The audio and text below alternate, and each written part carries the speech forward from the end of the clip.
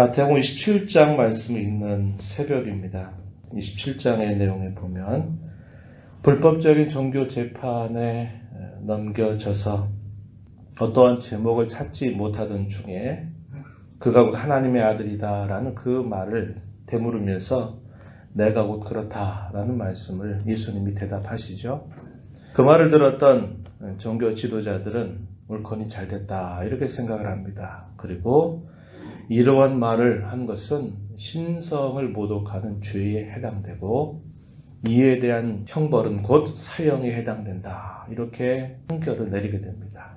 그리고 자신들이 사람 해할 수 있는 권세가 없기 때문에 예수님을 빌라도 관정으로 넘겨주게 됩니다. 그리고 이 빌라도는 예수님과 함께 대화를 나누게 되고 그런 과정에서 예수님을 결국 십자가 처형에 내어놓는 일을 하게 됩니다. 오늘 우리가 읽은 이 본문 속에 11절 말씀에 보면요. 빌라도가 예수님에게 이렇게 묻습니다. 네가 유대인의 왕이냐? 이렇게 묻죠. 대답하기를 너의 말이 옳다. 이렇게 대답하십니다. 그리고 많은 사람들이 이 예수님을 향한 제목을 계속적으로 고소하지만 그런 모든 고소들 앞에서 예수님 한마디 대답도 하지 않고 묵묵히 서 계신 모습을 보여줍니다. 이것을 지켜본 이 빌라도는 너무나 깜짝 놀라는 겁니다. 아무리 흉악범이라 하더라도 자신을 변명해서 어떻게든지 그 형량을 줄이거나 거기로부터 풀려나기를 원하는 그런 수많은 사람들의 반응과 이 예수라고 하는 사람이 반응하고 있는 이 모습은 너무나도 대립을 이루고 있기 때문에 그러합니다. 이 말은 우리가 잘 기억하는 말씀처럼 이사야서 53장 7절에 보면 고난당하시는 종으로 그려진 이 메시아의 모습 가운데서 이런 말씀이 주어져 있죠. 털 깎는 자 앞에 잠잠한 양같이 이런 표현이 우리에게 떠올려지는 모습입니다. 마치 당할 일이 자신에게 임하고 있다라는 것을 그대로 알고 있듯이 한마디 대답도 하지 아니하신 이 예수님을 본 빌라도는 어떻게든지 말을 걸지만은 예수님은 아무런 대답을 하지 않는다. 이것을 보여주고 있습니다. 전례에 따라서 명절이 되면은 무리 가운데 한 사람을 사면하는 그런 전례가 있었다고 이야기해 줍니다. 그런데 빌라도가 제안하죠. 당시에 아주 흉악범이었던 바라바라고 하는 사람과 이 예수라고 하는 사람 사이에 무리들에게 묻습니다. 누구를 너에게 놓아 주기를 원하느냐라고 물었을 때 무리들은 이미 종교 지도자들에서 매수를 당한 상태에 있었습니다. 그래서 바라바를 내주어라 이렇게 말하고 있는 겁니다. 제정신을 잃어버린 그런 사람들의 모습이 그려지고 있습니다. 군종들은 대답하죠. 바라바를 놓아달라 이렇게 외치게 되고요.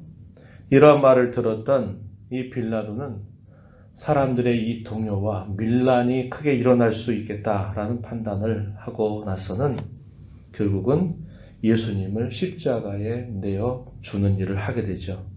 그런 과정에서 빌라도는 자신은 상관없다라고 하는 뜻으로 물을 대야에 담아다가 손을 씻고 이 모든 일들을 너희가 당하라 이렇게 말하게 됩니다. 그랬더니 무리들이 뭐라고 대답하느냐 25절에 보면 그 피를 우리와 우리 자손에게 돌려라 이렇게 이야기를 하게 됩니다. 이 말의 결과는 역사적으로 큰 고통을 가져다 주는 말이 되었던 것이에요. 우리가 살펴봤던 것처럼 이때로부터 약 40여 년 후에 AD 70년경에 로마 장군 디도가 이 예루살렘 성전을 완전히 무너뜨리면서 유대인을 향한 대박해가 일어나게 됩니다. 이러한 모습이 있게 되면서 총독의 관정에서부터 로마 군병들에 의해서 예수님은 말할 수 없는 조롱과 박해를 당하고 시련을 당하게 됩니다. 홍포를 입히고 가시로 면류관을 엮어서 그의 머리에 씌우고는 조롱하기를 유대인의 왕이여 평안하라 평안하라 이렇게 말하면서 그에게 침을 뱉고 갈대로 머리를 치는 이런 온갖 악행들을 이 예수님에게 행하게 되었습니다. 우리가 이런 말씀들을 보면서 이것도 역시 이사야서 53장에 예언되고 있는 그 말씀의 내용을 우리는 그대로 떠올려 볼 수 있죠. 이사야서 53장 5절 말씀에 보면은 이렇게 말하죠. 그가 찔림은 우리의 허물 때문이다. 그가 상함은 우리의 죄악 때문이다.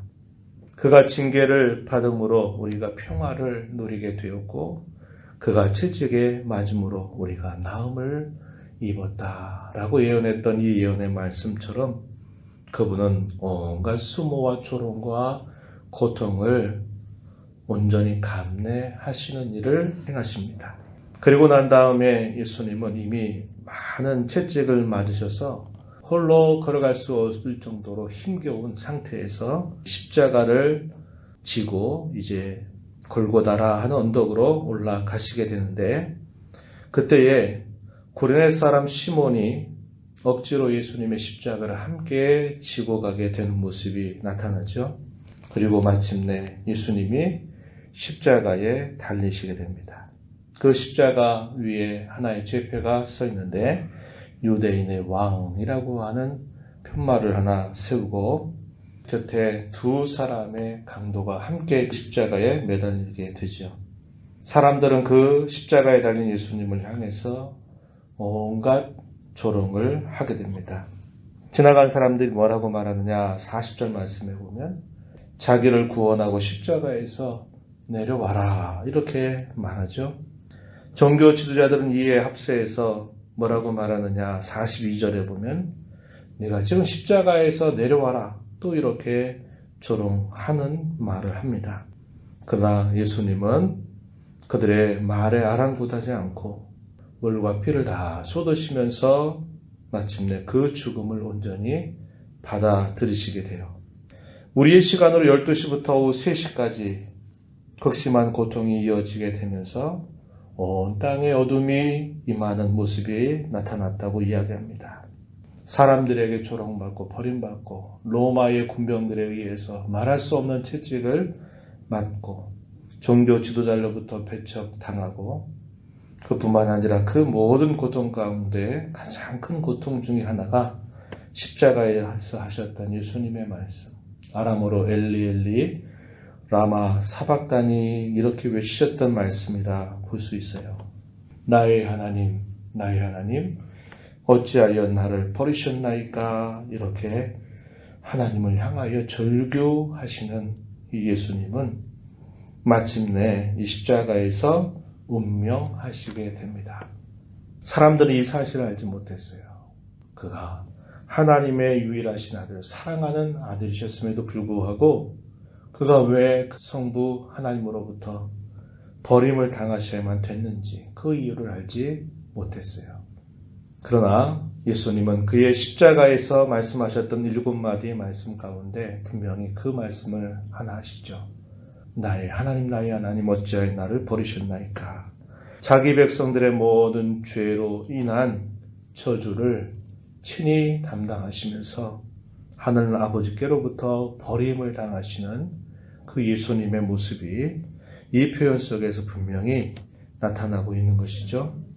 운명하시게 되는 그 상황 속에 일어났던 또 하나의 놀라운 현상들이 있었어요. 그게 뭐냐? 성전의 휘장이 찢어지는 일이 있게 되었고 무덤들이 열리면서 성도의 몸이 부활하게 되는 놀라운 일이 있었다고 우리에게 말해줍니다. 이러한 모습을 지켜보았던 로마의 군인 백부장은 이 사람은 진실로 하나님의 아들이었도다 이렇게 고백하는 그런 모습이 표현되고 있습니다. 예수님의 죽으심은 분명히 확인이 되었고 예수님의 시신은 당시 아레마대 사람 요셉에게 넘겨지게 되고 요셉은 새롭게 준비해둔 이 무덤에 예수님을 안치하는 모습이 나타납니다. 그리고 종교 지도자들은 빌라도에게 말해서 그가 살아있을 때 다시 죽고 다시 살아난다라고 하는 말을 했기 때문에 이 무덤을 굳게 지켜야 된다라고 말하면서 경비병을 요청하게 됩니다. 빌라도는 너희에게 경비병이 있으니 가서 너희 힘대로 굳게 지키도록 해라. 이런 명령을 내리게 되죠.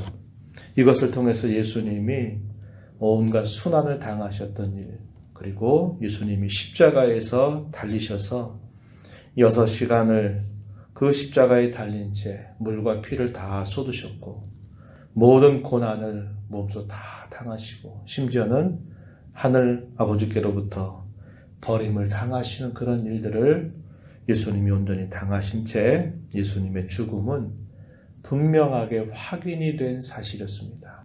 그래서 빌라도는 예수님의 죽음이 완전히 확인된 그 상황 속에서 예수님의 시신을 넘겨주는 허락을 하게 되죠. 대부분 당시 십자가에서 죽음을 당한 사람은 그렇게 되는 일이 없었어요. 왜냐하면 십자가는 로마법에 의해서도 참으로 치욕스러운 죽음일 뿐만 아니라 유대인들이 볼 때에도 그것은 저주받아 죽은 죽음이기 때문에 어느 누구도 그의 시신을 다시 거둘 생각을 하지 않습니다. 그래서 십자가에 달려서 죽음이 확인된 사람들은 그 시신들이 다 함께 모여있는 구덩이 같은 곳에다가 다 두고 그것을 그대로 묻어버리는 일을 했던 것입니다. 이렇게 하나하나 예수님께서 가셨던 이 십자가의 길, 죽음의 길은 그 옛날 선지자들을 통해서 예언했던 그 말씀대로 하나도 착오가 없이 그대로 하나하나 이루어졌다는 것을 사도 마태는 분명하게 보여주고 있는 것이죠. 이사야 선지자는 말합니다. 여호와의 팔이 과연 누구에게 나타났느냐 이런 질문을 던져요. 그러면서 사람들은 다 그가 죗값으로 죽은 줄 알지만 어떤 사람에게 여호와의 팔의 능력이 나타나서 그에게 구원이 임한다고 이야기합니다. 그것이 바로 이 십자가의 사건을 바라보고 그가 찔린 것, 그가 상하신 것, 그가 징계를 받으신 것, 그가 채찍을 맞으신 것이 바로 그분의 죄 때문이 아니라 바로 우리의 모든 죄악 때문에 우리를 다시 살리시게 하기 위한 우리 주님의 일하심이었다는 것을 우리는 알게 되는 겁니다. 여호와의 팔이 저와 여러분에게 나타나게 된 것이죠. 누구나 다 십자가를 본다고 동일한 믿음을 갖지 못합니다. 그것은 하나님의 사랑하심을 입은 사람들, 그러한 사람들에게 그 능력이 나타나고 있는 사실임을 우리는 분명히 알게 되는 겁니다. 예수님의 십자가야말로 모든 질고, 모든 병, 모든 악함, 모든 죄악을 치유하는 유일한 해결책이 됨을 성경은 우리에게 가르쳐줘요. 우리가 주님을 섬긴다 할 때도 우리가 생각해야 될 그 초점은 이 주님의 십자가를 우리가 생각하는 것으로부터 우리가 주님을 따라갈 수 있음을 배우게 되는 겁니다. 우리 위에서 앞서가셨던 주님의 십자가의 길을 우리는 늘 마음에 간직해야 합니다. 그리고 우리가 가는 그 걸음이 주님께서 정말 원하시는 것만큼 내가 걸어가고 있는지, 내가 과연 어디까지 걸어갈 수 있는지 이것을 우리는 늘 주의 십자가를 생각하면서 또 성찰하고 또 돌아보는 자세를 가져야 한다는 것이죠. 지금 저와 여러분의 상황 속에서 주님이 기대하시고 원하시는 걸음이 무엇인가를 또다시 생각하면서 우리의 생을 다하는 날까지 앞서가신 우리 앞에 보이신 그 십자가의 길을 묵묵하게 믿음을 가지고 성실하게 따라가는 저와 여러분이 되기를 진심으로 바랍니다. 주님은 이런 말씀하셨죠. 너희가 나를 따라오려거든 자기를 부인하고 자기 십자가를 지고 나를 따라야만 된다. 이렇게 주님은 말씀하셨는데 이 걸음을 하나하나 주님은 다 우리에게 보여주신 것입니다.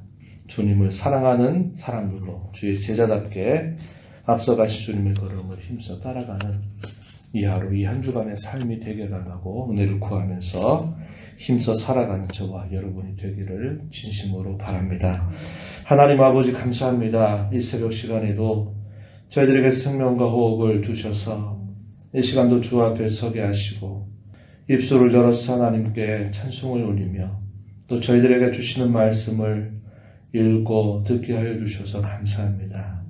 십자가를 향해서 묵묵하게 걸어가셨던 그 주님, 주께서 아무 말씀도 하지 아니하시고 변명도 하지 아니하시고 어떠한 박해와 시련조차도 피하지 아니하신 것은 저희들을 살리시기 위함이고 저희들의 질고를 고치기 위함이고 저희들에게 참 평화를 주시기 위한 주님의 걸음이었음을 깨닫게 하시니 감사합니다.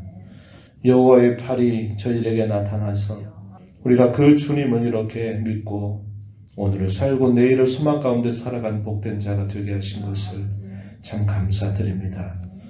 앞서 보이신 주께서 보이신 그 걸음을 저희들도 믿음으로 따라가는 복된 삶이 되게 하여 주셔서 누구든지 나를 따라오려거든 자기를 부인하고 자기 십자가를 지고 나를 따라할 것이라고 하신 이 말씀을 저희 마음에 새긴 자로 이 땅에 살면서 우리의 주인 되신 주님, 구주 되신 주님을 온전하게 따라가는 복된 삶이 되도록 저희들을 날마다 새롭게 하여 주시옵소서.